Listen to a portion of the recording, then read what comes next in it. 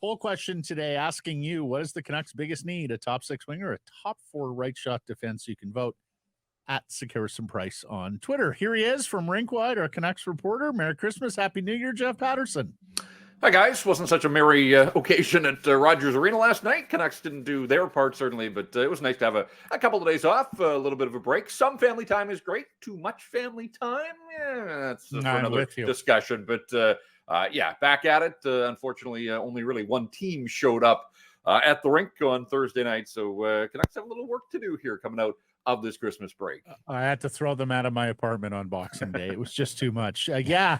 An extended Christmas break for the Canucks, Jeff. I mean, that's one of their worst losses of the year. And again, to Philadelphia on Thursday. Yeah, good news is they are done with the Flyers. Won't see them again, but just one goal in 2 games against this Philadelphia team that, you know, I think the league is sleeping on a little bit. I mean, they're not sexy. They don't have superstars, but man, Torts has them bought in. They essentially 18 clones that just compete and play hard and ultimately broke the Canucks down. And you know, I think this is an issue for the Vancouver Canucks that, you know, they're finished with San Jose. The game before Christmas was the last time that they're going to see the Sharks.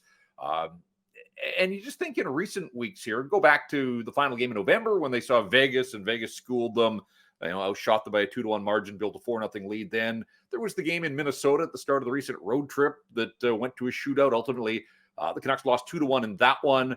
But they had trouble breaking down the Minnesota Wild, who were stingy and starting to play well. And this Philadelphia team, again, I don't think it's getting the credit right now. One outright loss in a dozen games. They're not giving up much. And boy, the Canucks, you know, whether it was the break, I mean, both teams were coming off the layoff, so it cut both ways in that regard. And the first period was terrible. Neither team looked very good in the first period. But in that second period, the sloppiness continued, and the Canucks just unable to generate a lot of offense. You know, it's funny to say that, the highest scoring team in the National Hockey League, but when you strip it away, and stylistically against some of these teams that are tougher to play against, I think this is the issue for Rick Tocchet moving forward, because they've set themselves up. They've scored away enough points. They still look like they're going to be a playoff team, and I'm not throwing them out based on one poor effort against the Philadelphia Flyers, but I do think, you know, in our jobs, it's more important to scratch beneath the surface and say, okay, 4-1, that part wasn't good. What went wrong? And they are having trouble breaking down some of these teams that don't give them time and space. And guess what? You get to the playoffs, that's all you're going to see. So I do think the second half is full of some of the best defensive teams in the National Hockey League. You know, I've said this before, but they haven't seen the Los Angeles Kings. They haven't seen the Winnipeg Jets. They haven't seen the Boston Bruins. They've only played Vegas once. I think I did the math that 20 of their remaining 45 games are against top 10 teams defensively in the National Hockey League. So half of the schedule that remains for the Vancouver Canucks is against good teams and against good defensive tems, and that is going to pose a challenge. Both in terms of that macro and in the micro of the next week or so. What's the role of coaching here? Because there's a lot of practice time finally. How big a role is Rick Tocchet in all this? Yeah, and we have noted that, you know, through the month of December, when there were a couple of losses that he didn't like, I think back to the New Jersey game when they gave up 6 and they were running around all night long. And I thought, oh boy, like we may see Rick Tocchet crack the whip here. And instead, he went the other way on the spectrum and gave them a day off. And so because of the condensed schedule and the amount of hockey they had played through November and into December, I think he had to pick his spots. Well, his spot now is a whole bunch of time here until the next game on January 2nd. I think we might see a meaner Rick Tocchet emerge here, almost like a midseason training camp, if you will, a scaled down boot camp. Remember, he used that word when they lost in Seattle in his second game, and he talked about having to, you know, have a boot camp with this group. They've come a long way since he took over, but there are still some warts and some red flags that have emerged, and you know they've given up 4 goals in 3 straight games, so that catches your attention right away. And could they have used a few more saves along the way? Sure, but I look at the goals that Philadelphia scored, and I'm not hanging Casey DeSmith out, and he's been terrific for them. He was hung out. Yeah, I mean, I want to be careful when I say that, but just collectively, you know, the goaltender's part of the team. They have given up 4 in 3 straight, and that's the first time that that's happened to the Vancouver Canucks all season long. So there's certainly some work to be done in the defensive zone, getting back to the non-negotiables and the staples and structure. But there are 2 ends of the ice, and I mean, that power play, guys, I think that's something that we really have to jump all over here, because you can get carried away and look at the overarching statistics for the entire season, and they're still a top 10 power play in the National Hockey League, but strip that away as well. Since mid-November, the power play running at 14%. The last 10 games at just 12%. And that was another game last night, like that game in Minnesota a couple of weeks ago, that was begging for the Canucks difference makers to step up with the man advantage. And not only did they flush through 3 opportunities, they got scored on for the first time this season with the shorthanded goal that sealed the deal. So the component parts are there. The players on the power play are better than the power play has been, but really we're going back 20 games now, so more than half the games that they have played, and the power play operating at 14%. Again, you get to the playoffs, and I'm starting to I'm giving this team the benefit of the doubt that it's going to be a playoff team, so I'm starting to view what lies ahead through a playoff prism. There will be some nights where the power play simply has to be a difference maker for the Vancouver Canucks, and it's been a while since that's been the case here. Well, especially since I listened to Coach again last night, Jeff, they're just uncomfortable in these 0-0 games where you're waiting for the other team to make a mistake. It's one thing to be able to win games when the puck and the movement is free flowing and goals and opportunities are aplenty, but it just seems like they get shook every time you're in a low scoring game. And this one, 35 minutes scoreless. Flyers playing their game, waiting for the Vancouver Canucks to make a mistake. And sure enough, they did. And I think that's one of the things you got to watch, because those are playoff style games.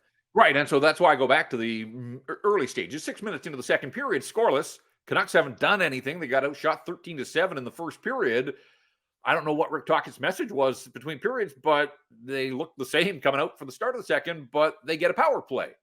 And, you can forgive all their sins to that point if the power play strikes and gets them on the board and gets them a lead. We've seen they're a really good team this year when they get the lead. But guess what? The other team's trying to get the lead as well. So, you're not always going to open the scoring. And I just thought the first power play was brutal. And I think the coach did as well, because it really was an even split, first unit and second unit. And that hasn't been sort of the blueprint for the Vancouver Canucks throughout this season. But I think Tocchet had seen enough from his top end guys and wanted to give the second unit an opportunity. And so by the time that the Flyers scored the shorthanded goal, too much damage had been done, but that one essentially sealed off any sort of comeback bid. And that was disappointing too, that they get the start they want in the third period. We know that they can score goals. And then, when Sam Ersson leaves the game with cramps and dehydration, in comes Carter Hart, hasn't played since before Christmas, and before the Canucks can even test him, and they had the power play, the Flyers are putting one in at the other end of the ice. So, there were a couple of turning points in that hockey game to me. And again, I look at top-end players, I look at the power play, and I just think that it is starting to hurt them now. And that's a funny thing that I didn't think that I would say throughout this season, because it was so good in the early going, an absolute difference maker. But the power play has dried up. And you look at the last 2 power play goals they've scored, guys, against San Jose and Chicago. Well, guess what? There are better teams, a lot of better teams in the National Hockey League than the Sharks and the Blackhawks. And they're done with the Sharks. They'll see the Blackhawks a couple more times, but you've got to find a way to produce when the chips are down, and that power play just isn't coming through for them right now. What'd you make of Quinn Hughes' frustration in that game? He sounded a little bit he didn't say much after the game, and I noticed in the second period they had a nice spell of possession. They're working the puck around the perimeter. Petey gives up a chance to take a shot, gives it to Roenick, who fires it off an ankle into the crowd, and Hughes slams his stick onto the ice. You don't see that a whole lot from Quinn Hughes. No, and it's funny because we had a good chat with him after the morning skate. He'd gone home to Michigan for Hughes family Christmas, seemed to be in pretty good spirits, and I think was looking forward to the opportunity of starting out of the break on the right foot and continuing what they had done heading into the break with points in 9 straight games. It was one of those nights where the underlying numbers with Hronek and Hughes on the ice at even strength, the Canucks outshot the Flyers 8-1. Like, they tilted the ice. They did what they do, and usually that results in good things for the Vancouver Canucks. But last night was one of those nights where it just wasn't happening. And in fact, the one shot was the Flyers' second goal. So even Hughes and Hronek didn't get out of the night unscathed. But, you make a point like that I noticed as well. We've seen it a little bit, certainly with Andrei Kuzmenko, but just looking off and giving up, like, what looked like pretty good shooting opportunities. Brock Besser at one point in the second period, puck slid to him in the slot. We're talking about a 24 goal scorer, a guy that leads this team, and everything he touches finds its way into the net. It looked like he had time. Yeah, the Flyer players were closing on him, but if I'm Brock Besser, I'll take Brock Besser, with a 60% effort, putting a puck on the net and take my chances there. And even he looked off and tried to pass up the puck to a teammate. And so there was just an awful lot of that. And the other side of that coin is that when they passed, their passing was brutal as well against the Flyers. Like, puck management. The puck was a grenade to them. It really was. And, can you chalk it up to 3 days off? Maybe. Again, it was that way for both teams. And I think the first period certainly indicated that. But yeah, I mean, they just have to be better, simple plays to break the puck out and then get to the attack. And when you're in the offensive zone, I think back to the early stages of the game when Paterson off the rush, again, in the slot, looked like he was in a prime shooting position, slides it over to Kuzmenko on the left wing, and that shot got blocked as well. And give the Flyers credit. I mean, that's torts hockey, obviously, putting your body on the line and sacrificing those types of things. But the Canucks were off, and we'll see how quickly they can get it back. I saw you tweeting about this. What did you make of the decision for Casey DeSmith last night, Jeff? I was okay with it. I think this is something that has kind of been swept under the rug a little bit in the month of December because of that third line, because of the goals that this team has scored. Thatcher Demko is running with a sub-900 save percentage in all situations in the month of December. He's 6-1-1. I mean, you can't argue with the record, but you think about the 4 goals that got past him in Dallas. Like, you would like to stop somewhere in there. I didn't love the goals that the Stars scored. And then, it was a sloppy game ahead of Christmas. You can understand a lot of guys probably 1 foot out the door. It was San Jose, but the Sharks got 4 on him as well. And, his last 3 starts, Demko's given up 4, 4, and 3. And so, I think he needs to tighten up as well. And they've got this opportunity and load management. And Rick Tocchet talked about playing the long game. And heading into that game, Casey DeSmith has been terrific. We've talked about that a lot throughout the season. His last 3 starts prior to last night had given up just 3 goals in 3 games and had a shutout in there. So, on balance, I had no problem going with Casey DeSmith. I think he's earned the opportunity. I think the team has full trust in him. And, if Thatcher Demko needs a break, I would have flipped it. I thought DeSmith was going to get the game against the Sharks on Saturday to extend Thatcher Demko's holiday break and then have him hit the ground running. They elected to go the other way. That was their decision. They got the win over the Sharks. They get nothing out of this one, but it wasn't on Casey DeSmith. I've seen some people wondering, they did it because something must be up. I mean, that's always the Canuck Twitter way, right? Is that if a guy isn't performing, something's got to be up. Well, Thatcher Demko was a full participant in practice on Wednesday. They had a long skate on Wednesday. They had a full morning skate on Thursday. They've got a practice goaltender in their stable this year. If there was even a niggle of an injury or something wrong with Thatcher Demko, he's not practicing on Wednesday. I think this was a coach's decision based on recent performance here. And the hope is that some time off, an opportunity to work through this with Ian Clark, arrested Thatcher Demko. They got a 7-game road trip coming up in the offing after the game against Ottawa. They're going to need Thatcher Demko to get back to his early season ways. And so Demko's been terrific for them. It's a long season. Guys are allowed to have little blips in their performance. He has picked the team up. The team needs to pick him up. And they have, for the most part. Again, offense generally hasn't been an issue. But I didn't have a problem. I thought Casey DeSmith has earned opportunities to the point where people really shouldn't bat an eye when they go to their backup goaltender. He's been that good for them. Well, get used to this because 6 games in 11 days on the road following this January 2nd affair at Rogers Arena against the Ottawa Senators. That's Tuesday. Basically, 8-2-2 in December. January starts with a home game, then a whole lot of roadies through some tough teams and, of course, some desperate teams as well in the Eastern Conference trying to stay in touch with the playoff pack or stay above the bar. How important is the Tuesday game given what's coming thereafter, Jeff? Yeah, look, this team's been really good at bouncing back. We know the fact that they haven't let losing streaks sort of fester, and Rick Tocchet talked about that post-game, and I think they've earned the benefit of the doubt. Again, it was a bad game. Make no mistake about that. They have 10 outright losses in 36 games, so they have done a lot of good. The season isn't a mirage to this point.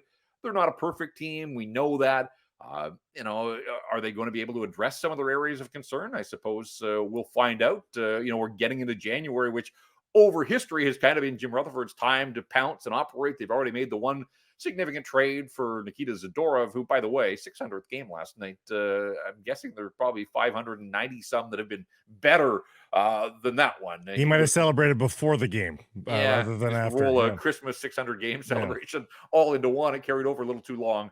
So what role will management have in all of this? But Carson Soucy back skating, guys. He may be available for that game against Ottawa. If that's the case, fully, completely healthy. When does that ever happen in pro sports? But particularly for the Vancouver Canucks. So, you can't use injuries. You can't say that they're waiting for pieces to come back here outside of the power play. They want it to return. But I think it's important as a springboard to the road trip. I think as a show internally, but also to the fan base and the rest of the league that, they've got to find a way to make something happen against Ottawa to get that good feeling back, because out on the road is not going to be easy. And they're going to spend a lot of both January and February on the road. They got that monster 9-game homestand in March. And I do think that that's going to serve them well this year.